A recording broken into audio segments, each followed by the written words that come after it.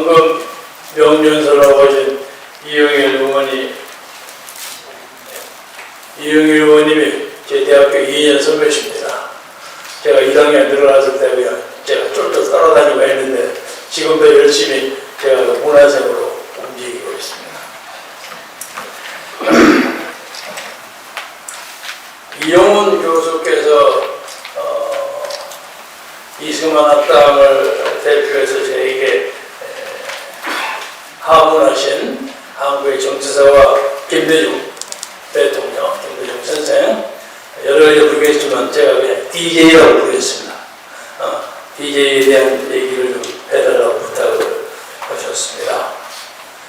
공교롭게 제가 대학 1학년 들어갔을 때가 4.19가 일어났었습니다. 그래서 물리대 학교에 있다가 저 선배들이 이영일, 유은식, 유세희 이런 양반들이 뭐 대모하러 가자 해서 못 모르고 쫓겨가다가 경무대학까지 가게 됐습니다.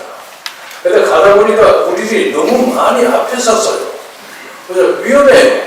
근데 다행히 우리 앞에 동국대학교 학생이 한 300~400명 있었어요. 제가 동국대생을 굉장히 존경합니다. 그 용맹상, 못모할 만큼의 그 용맹 대단해요. 그래서 우리는 한 2,000여 명이 그쪽에 가는데 지금도 기억하지만 안병규라는 또 우리 4년 선배, 4학년 선배가 최근에 세상 쓰셨어요. 그 양반이 굉장히 리더십이 있어가지고 그 전체를 잡아서 앉아, 서 하고 쫙 대회를 정리하시더라고요. 그래서 제가 안병규 선생을 평생 존경, 저 양반 리더십 대단하다. 그런데 뭐 대화를 한참 하다 보니까 소라기가 쏟아지는 것 같은데 이거 총탄이에요. 그래갖고 샥 밀렸는데 그때 사람이 한 73~74명 죽었습니다. 제가 바로 옆에 서울미대 여학생이 하나 있었는데 그 여학생도 원래 우리가 스크린 잔데 없었는데 갑자기 뒤에서 뛰어들어왔어요. 그래서 이렇게 비껴줬어요. 근데 그 사람이 서울만이었어요. 그 사람 안에는 제가 맞았을 가능성도 있죠. 개인적으로. 지금도 사회부요제에 가면 제가 그 고순자 씨한테 야 고순자 나왔다 하고 내가 항상 거기 앉아서 한 10분, 20분 시간을 보내라고 옵니다. 내일 모레도 갈 겁니다. 오늘 4월 11일인데 굉장히 역사적 의미 있는 날짜입니다. 지금부터 1년 364일 전에 40선거가 벌어져가지고 이 나라 부정부패의 극치를 달리는 부정선거가 자행돼서 적어도 공병호 박사나 주대현 박사들의 주장에 의하면 적어도 53명의 가짜 국회의원이 더불어민주당에 들어갔습니다. 그래서 192명이 됐죠. 그래서 이 사람들이 오늘 이 난세를 만든 전세, 앞에서 원내대표하고 뭐하는 사람 전부 사전투표에 의해서 부풀림의당에서 여러분 조정치하는 거 아시죠? 3개에서 하나 넣고 4개에서 하나 넣고 아주 급한 사람 2개 하면서 하나씩 넣어가지고 이걸 조정하는 거예요. 그래서 부정으로 당선된다고 논란이 되어진 사람들이 지금 더불어민주당의 주체 세력입니다. 그래서 이 문제를 우리가 특별하게 깨지는 못하면 앞으로 이 정치가 방법이 없어요.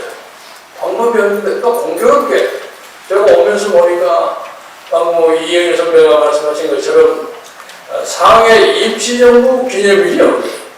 그 자리에 또 한덕수 권한대행이 가서 축사를 하더라고요. 그런데 임시정부가 정통이고 1945년 8월 15일이 건국절이 아니라고 주장하는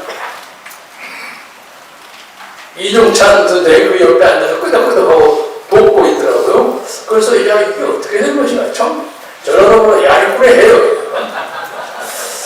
그래서 그리고 또 하나는 그 연설을 한 그 한덕수 총리라는 사람이 그제 트럼프하고 전화를 해가지고 제가 보기에는 뭐 이거 책임질 수 있는 얘기는 아직 아닙니다만 트럼프한테 상당히 긍정적인 어떤 어드바이저를 받은 것 같아요. 그래서 아마 만약에 국민의힘 희망 없다고 난리를 치는데 국민의힘에서 김문수가 만약에 후보로 된다면 이쪽에 지금 국민의힘으로 들어올 가능성이 시간적으로 촉박한 한덕수가 무소속으로 해서 문수와 덕수가 단일화를 통해서 새로운 정치를 이루어내지 않을까 하는 그런 느낌을 가지고 이 자리에 왔습니다.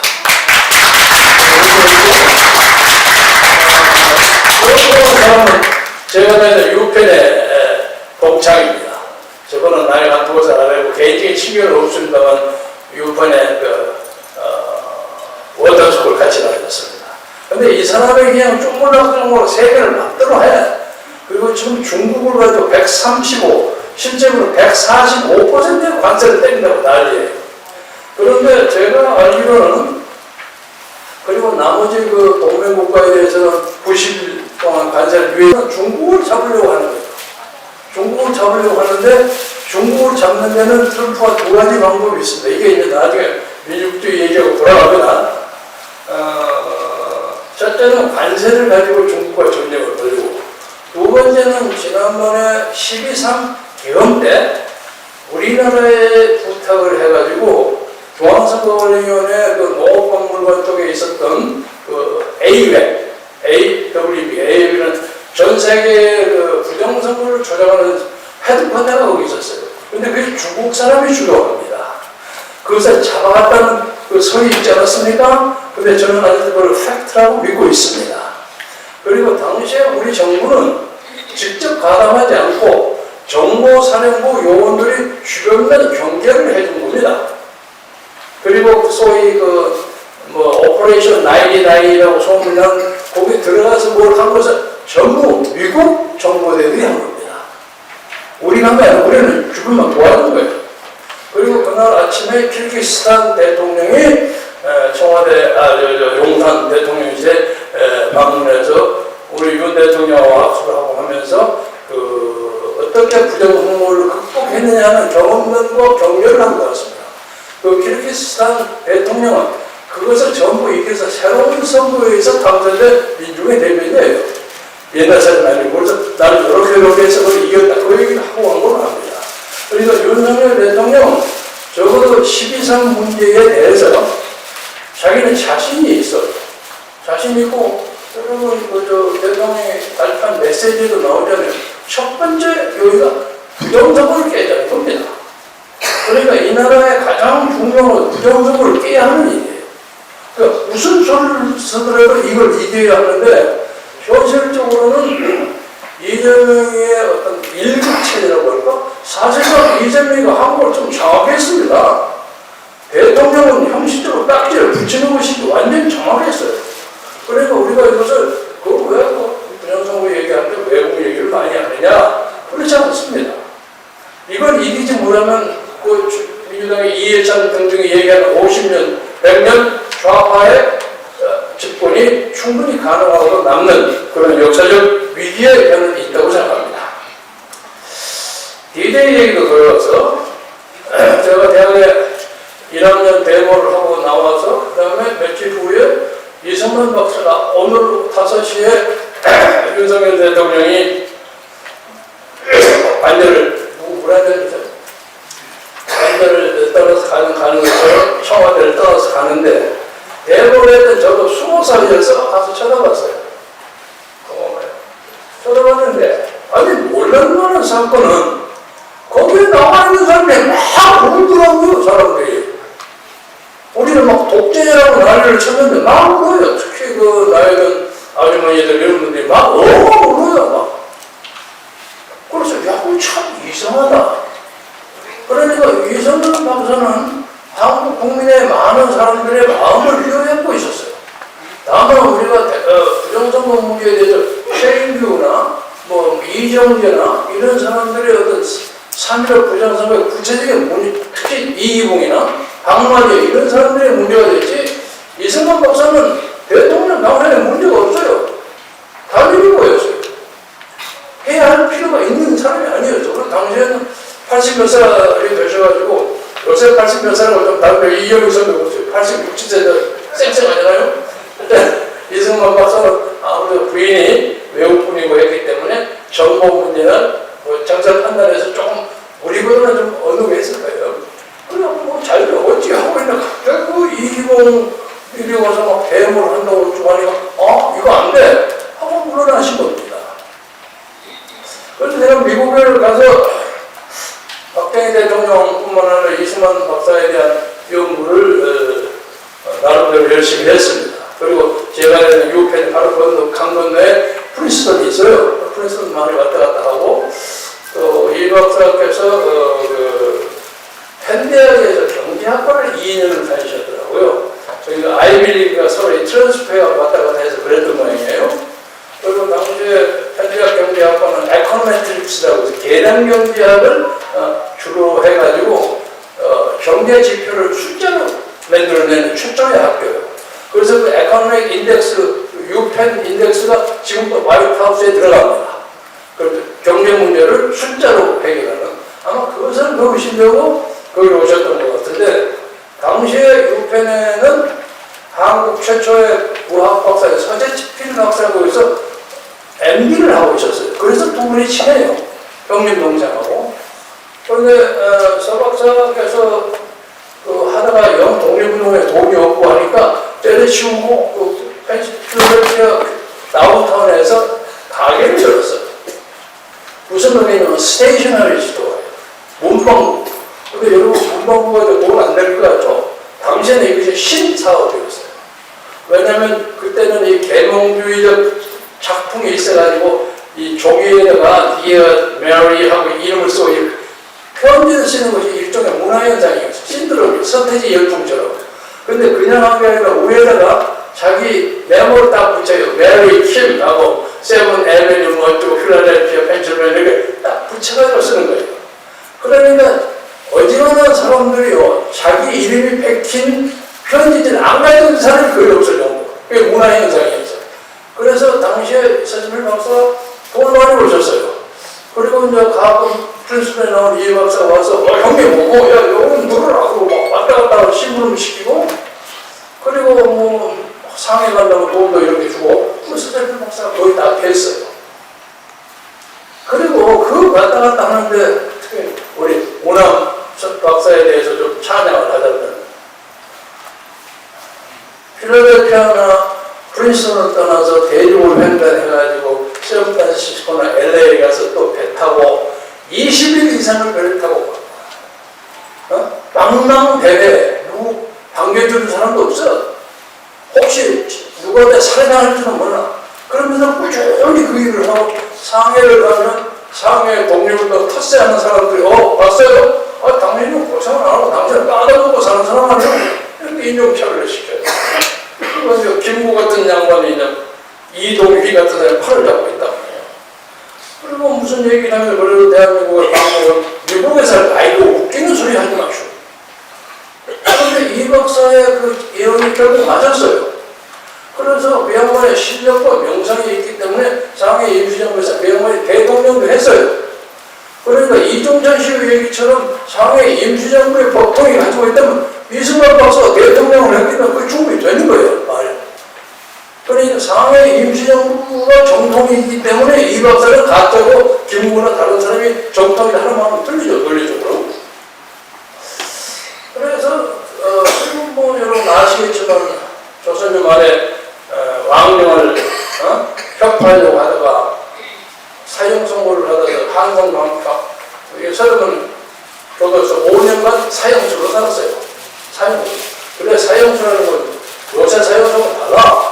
어느 순간에 왕이 끝나면 그냥 하루 못 비우는 그런 삶이 됐단 말이에요. 그런데 하여간 민영화이나 뭐 이런 장관들이 예로 미국의 대통령 루스벨트에게 테오도로 루스벨트인가? 그래가지고 뭘 전달하기 위해서 갑자기 영어를 좀 한다는 이유로 픽업이 돼가지고 갑자기 사형수가 5년간에 인천에서 떠나서 상선 여객선에 상선을 타고 미국 상선을 하나도 해가지고 그 상선에서 목포로 갔다가 그 다음에 부산으로 가서 시모노세키로 가서 그래서 한국부터 태평양을 건너갔어요. 그때 그 청년 이승만의 고뇌와 좌절과 그 생각해보세요. 굉장한 사람이야. 굉장한 분이야. 굉장한 분이야. 저는 뭐 요명한 흩어진 숨기면 뭐 죽고 뭐 다른 그런 명언보다 형님이 이승만이 가졌던 그 불타는 집념, 그 정년, 이것이 대한민국을 만든 겁니다. 대한민국을 만들었어. 그럼 이제 다시 김대중으로 돌아옵니다. 제가 김대중 DJ는 대학 시절에 뭐 이용일 선배나 무슨 유은식, 안병규 이런 양반들이 가끔 놀라고 그래서 홍보를 쩌렁쩌렁 가서 한번 가본 적이 있어요. 여기서 서교동에. 그리고 시민주택에서 우리 벙벙하게 차고 힘들는데요. 그냥 그 지나고 난 다음에 1971년에 제가 사상계 편집부장 하다가 범투의 일을 해서 DJ하고 다시 만나가지고 71년에 그 양반이 대통령 처음 나왔을 때 제가 공보비서를 했습니다. 그때 비서실장 김상현 의원이었고, 그리고 난 다음에 제가 어찌어찌해서 유학시험을 하고 미국을 72년에 가서 버지니아 신학교를 1년 다니고 있는데 저녁에 누가 저를 만들려고 왔어요. 여보세요? 여보세요? 이거 DJ. 아니 선생님 웬일이시고? 그러니까 나 이거 와싱턴에 왔네. 그때 이제 유신이라고 도망쳤을 때요. 자기 처남이 차를 보내서 차를 타고 갔더니 이 양반이 거기서 뭘 좀 하자는 거예요. 아니 선생님 저는 이제 정치 이런 거 관심 없이 공부하고 학위 받아가지고 와서 학자되려고 합니다. 그러니까 이 양반이 이야기한 유명한 말이 어디 가서 많이 써먹어요. 이 양반이. 미국에 2억 명 인구가 있는데 이 2억만 인구죠. 내 비서한 사람은 자네 하나야. 그리고 자네가 나를 좀 좋아하는 거 아닌가? 그리고 그 말은 맞아요. 그리고 뭐 쉽게 말해서 자네가 말을 못해, 영어를 못해, 그러면서 PhD는 교수거든, 교수. 자네는 교수한 사람이 아니잖아. 그때 얼마나 사람 잘 성공합니까? 그래가지고 71년부터 2000년까지 그러니까 그 공식적으로 만 31년 정도를 DJ를 모시고 그리고 두 번의 망명을 제가 수고를 다 했습니다. 그렇기 때문에 제가 6년을 공부했지만 PhD 논문을 아직 쓰지 못해서 그런 거 있죠. 오버버스 디서테이션 이런 거 알죠? ABD다 그래요. 그래서 그냥 학위를 포기하고 삽니다. 그래서 사람들이 제 필명이 박사원인데 저는 박사를 초월했다 해서 박사원을 하려고 논문. 그런데 이 세기가 시작되기 전 20세기 1999년 저를 한번 평양을 좀 갔다 오라고 그러더라고요. 그래서 평양에 가서 뭐 합니까? 평양을 가서 자네가 보는 눈 내로 보고서 나도 좀 보고 하게 그러더라고요. 근데 그 양반이 그때 좀 착각을 하신 것은 내가 자기하고 꼭 큰 사람으로 생각을 했어요. 저는 미국에서 거의 18년 가까이를 살다 보니까 미국을 많이 됐단 말이에요. 그리고 미국의 콩그레스 같은 히어링스도 많이 듣고, 뭐 상하 양화도 대응하다가 뭐 다운에서 전두하고 하다가 아는 사람이 많아요. 그래서 당시에 임동원 통일부 장관이 이거저것을 다 마련을 해주더라고요. 그리고 또 특히 누구한테 가서 인사하라고 그래서 대우빌딩 뒤에 힐튼 호텔에 그걸 찾아가라더니 배우 김우중이 있다고요. 김우중 씨가 1억을 주더라고요. 1억을 줘서 뭐 잘 해봐라고. 그래서 지금도 김우중 씨가 이제 감사하게 생각합니다. 뭐 그 돈은 관계인을 전달했죠. 그래서 하여간 처음에 이재명이가 북한을 가는 것을 접근하는 것하고 비슷한 사례가 되겠는데 UN Develop Plan이라는 게 있습니다. UN 개발기구가 한국에도 있고 북한에도 있어요. 근데 한번 어느 리셉션에 가서 북한에 있는 UN 개발기구 취프를 제가 만났어요. 근데 베트남 사람인데 아니 내가 그거는 좀 가야 되겠는데 그 사람들이 성의를 표시하라고 그러는데 쌀 같은 것이나 돈이나 이런 걸 주면 적당히 먹어버리고 그럴 텐데 그 좋은 방법이 없어. 그러니까 자전거를 보내세요 그러더라고요. 그래서 자전거를 제가 5,000대를 보냈어요. 거기다가 평화 자전거하고 쓰고 피스 바이크 이렇게 써가지고 앞에 박스를 딱 만들어서 북한은 우선하고 간호사가 상당히 가깝습니다. 간호사 입장이 없다는 얘기죠. 그래서 이제 병이 들어도 그 의사한테 가기가 어려워요. 가봤자 약이 부족해. 그래서 의사와 변호사들이 자전거를 타고 시골을 돌아가면서 약을 알아주는 그런 작업을 하고 쌀 1,000톤, 밀가루 1,000톤 이렇게 보내서 거기 갔어요. 갔는데 가기 전에 DJ가 북한에 가면 김일성 동상에 참배를 해야 할 문제가 생기는데 그것은 알아서 조심해서 행동하기 바란다. 임동원을 통해서 연락을 했죠. 임동원이라고 해서. 그래서 왜 그럽니까? 아니 아직 국교가 열리지 않았는데 당신이 가서 김일성 앞에서 사익게하고 뭐 이런 거 하면 그 활동처럼 돌릴 거 아니냐. 그만 남한에 있는 주민들이 상처를 입는다는 거예요. 그걸 가능하면 하지 말라. 그래서 속으로 DJ가 괜찮네? 이런 생각을 했어요. 그리고 이제 또 가서 여러분이 대충 그런 거 아시지만 저 중국 사신들이 큰 소리 꽉꽉 치고 올리잖아요. 막 우시하고 막 지가 다 중국을 다 대표하는 것처럼 폼을 잡잖아요. 그리고 특히 그 제가 임동원이라는 사람을 제가 개인적으로 신임합니다. 그야말로 북한 출신인데 절대 기죽지 마십시오. 이러다 절대 기죽으면 안 되죠. 또 고맙습니다. 그래서 도착하자마자 김경락이라고 저하고 이름이 비슷한 사람이 노동당 중앙위원인데 이 사람이 나와서 하면서 일정표 팔갖고 일정표 사인을 하는 맨 앞에가 김일성 참배예요. 저도 나는 저 동부로부터 참배 문제인데 이런 일 때문에 상고하라는 말을 들었는데 교리가 진행되면 제가 그 양반 앞에 가서 10번이라도 참배합니다. 근데 오늘 못하겠습니다. 당신이 위대한 수령에 대해서 그거 못하고 화를 확 내는 그래서 오늘 나 그냥 돌아가겠습니다. 다음 경기에. 나 그 해보려고 안 해줬고 근데 자기가 입장이 난처하죠. 그 김경현이라는 사람이 나중에 남북 그 가족 이산가족 돕기 제2차 단장으로 한국에 왔어요. 그래서 신라호텔에서 얼마 몽다 가고 그랬는데 그 사람은 포르투갈 대사를 한 5억만 가요. 포르투갈 대사는 국제 신사인데 저를 잘못했다는 것들을 수천명이 돼 나중에. 그런데 이제 그러고 돌아왔어요. 돌아와서 이제 돌아왔다고 하니까 바로 그 임동훈 씨가 쫓아와가지고 여기 저 시내 호텔 지하 2층에서 뭘 잔뜩 써가지고 잔뜩 조사하고 며칠 후에 청와대에 와서 보고해요. 그래서 차 너머니까 싹 문 들어가서 올라가니까 김한중이라고 인사에서 그 후에 중국 대사 한 친구 있죠? 그 친구가 나와서 어서오쇼. 그래서 DJ하고 단독 회담을 했어요. 또 이런저런 딱 얘기를 하는데 여러분 잘 아시겠죠? 제가 30년 이상을 모셨기 때문에 제가 말은 허물 없이 합니다. 절대 그야말로 꿀리지 않습니다. 그리고 공교롭게 제 큰형님하고 같은 돼지띠요. 형님처럼 제가 외우고 또 그야말로 다루는 방법도 제가 좀 알아요. 와, 저 북한에 가서 깜짝 놀래버렸습니다. 뭘 그러는가. 선생님의 위상이 굉장하대요. 놀래서 얼마나 높던가. 김구 주석보다 더 높은 거 어떨까? 정말 그렇던가? 초조하더라고요. 그러니까 한참 이거저걸 하고 난 다음에 가는 곳마다 큰 돈을 내라고 그러는데 여기에 핵심에 문제가 있는 것 같습니다. 돈을 잘못 주면 나중에 책 잡힐 때니까 조심하십시오.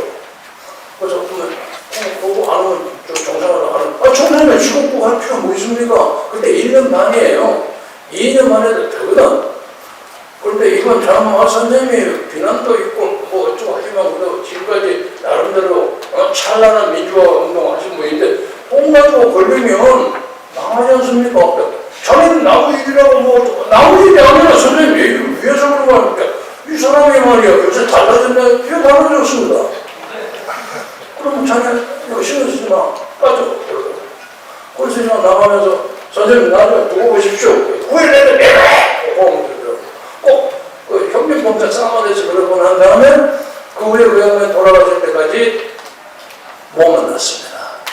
그래서 돌아가시고 나서 국정을 한다고 해서 뭐 중앙청 앞에 그때 중앙청 서 있었죠. 하니까 뭐 거기 민주당 폐걸되어서 여기 왜 왔어? 난리를 치더라고. 그래서 제가 밀려나서 제가 보좌관하고 뭐 두어 사람 해서 기차 타고 목포에 내려가서 거기서 배 타고 처음으로 그 양반 하이도 섬에 찾아갔어요. 그 하이도 섬에 타고 아니 김에 웬일로 여기로 오셨어? 아니 뭐 여기도 지켜야 할 사람이 있을 것 같아서 여기 왔습니다. 그래서 거기 있는 사람들 전부 제가 하이도를 중시해서 간 걸로 아는데 사실 쫓겨가서 할 일이 없어서 간 거예요. 그래서 청년 소년 DJ가 김대중이가 젊은 시절에 겁이 많아가지고 그 저녁에 그 합강 뒷강 그 가는 걸 무서워했대요. 그 뒷강이 그대로 있더라고요. 그걸 보면서 이 양반이 다 괜찮은데 왜 저렇게 만약에 넘어가서 저랬을까. 그리고 1973년에 이제 돌아와서 사무실을 열었는데 돈이 하도 없기 때문에 내가 일본에 가서 돈을 좀 얻으러 갈 테니까 가까우니까 1, 2, 3, 4, 5 쫙 하고 그걸 해놓으라. 알았습니다. 그리고 이제 그 양반 가고 필요대표에서 이제 왔다 갔다 하고 있는데 갑자기 납치를 당했어요. 납치를 당했는데 우리 집사람 그 사람도 세상 떠났습니다. 같은 목포 출신이에요. 김대중 당신 그렇게 구착해야 되니 말이야. 자꾸 알조심히 이해했네 하고 고함을 들고 있는데 나중에 안 돌아오니까 아이고 죽었는 거보다가 한 3년 돌아왔어요.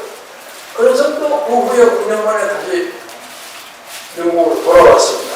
그래서 저는 그 양반하고 개인적으로 그 양반의 나를 감동대로 생각해서 쫓아냈을지언정 인간적으로 제가 그 양반을 버릴 수는 없는 사람입니다. 그 양반의 고난, 그 양반의 잘못, 그것도 제가 다 뒤집어 써야 하는 입장이고 최근에 이수동이라는 일사 아실지 모르겠지만 그 양반이 오래 있다가 미국에서 돌아왔어요. 그런데 요것과 관계되는 일을 많이 한 걸로 알려져 있는 사람이에요. 제가 간신히 어떻게 접촉해서 하남에 가서 그 양반하고 밥을 먹었어요.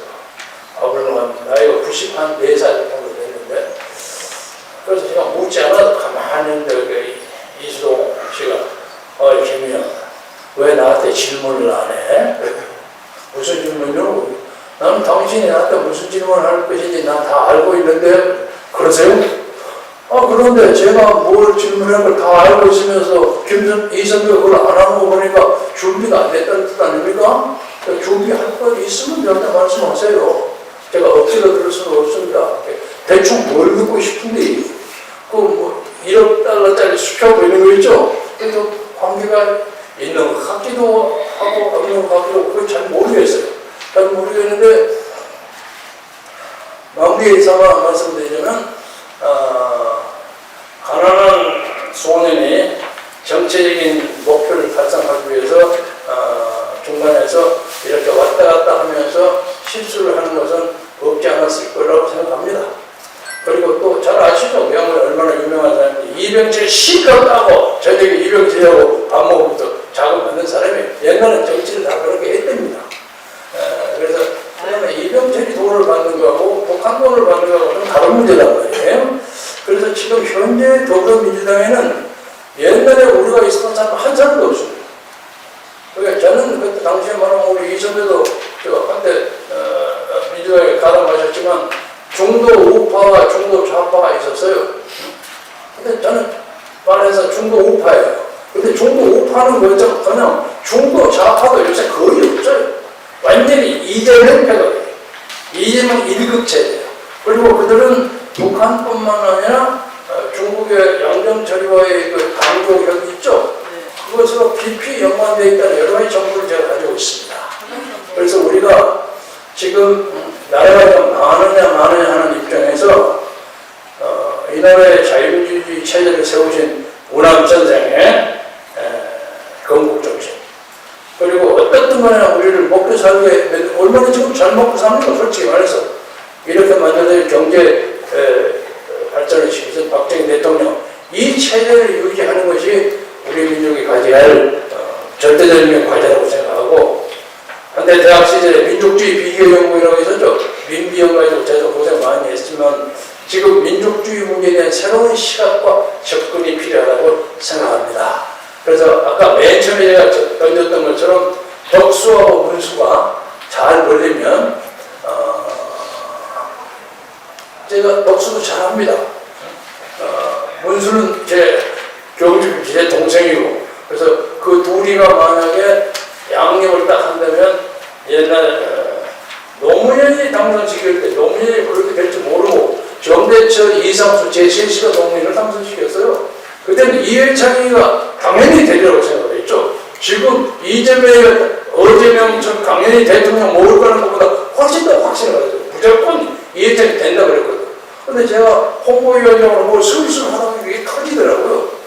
그래서 두 사람이 만약에 합동을 하는 일이 되면 저도 약간의 꾀가 있습니다. 그 문제에 대해서. 그래서 깜짝 놀라는 정치적 기적을 만들 수 있는 절호의 찬스가 아닌가. 그래서 그동안 꾸준하게 이 나라의 국부나 이 나라의 자본주의의 핵심, 자유민주주의의 중핵을 지키고 사시는 이용원 교수나 여러분들의 그런 끈질기, 견인불원한 용기. 그것 때문에 대한민국의 앞날이 그래서 성공이 비친다. 그래서 낙심하라 하는 말이 있죠. 옛날에 부흥사들. 낙심하고 지나면 좋은 시대가 반드시 오리라고 믿으면서 제 말씀을 마치겠습니다.